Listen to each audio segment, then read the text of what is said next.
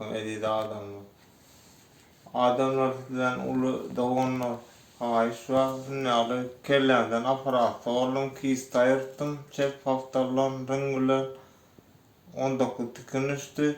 Şuna yağdayım olman anıldan fulum elime diyorlar o yapık İsa dedi bilmedim elimde bir mahfulum yok pasportum ile kimliğim var neyse alkallı özüm Allah'ına da alkak geldi.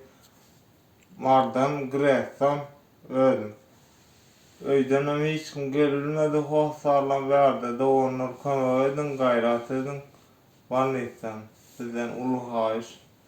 Ödemeli fulma 48 milyar var neyse borcuma pasfadım ile kimliğim alkallar gözümden bir haftal aparatlarım son açık kallı göz vafavuk bir haftal gözümden yapıp görünüm görüyor da gözüm açık duruyor yumulunum 2 tane çağı ama bir oğul bir kıydım ama özümden kvartrant yaşaplar ne yağdayım yok kıyın olmasanız kömöydün doğunum.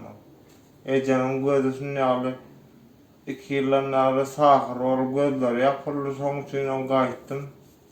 Böyle İstanbul'da şu an Neve'de Başakşehir hastahanada ettirdim, yıkıldım, skor alıp gitti. Kıyın olmasan adamlar kömöydün yağdayınız olsa. Ecemin gözünü açtırdım, sonra şeyle oldum, özüm şu yağdaya düştüm. Yağda ön kullukta 2003'te eğer varken bu yani bilmedi hiç kim anarda bilmedim hiç sadı. Belki ben bildirdim. Şu keselim gol oldu.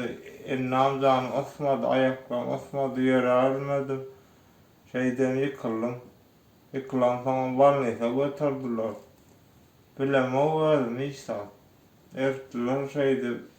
Ödemem yok hasıldım alkalı öder ettiler. Yani näme deýmen şu ýagdaýym bolmasa haşy etden doğun. Gayrat edin.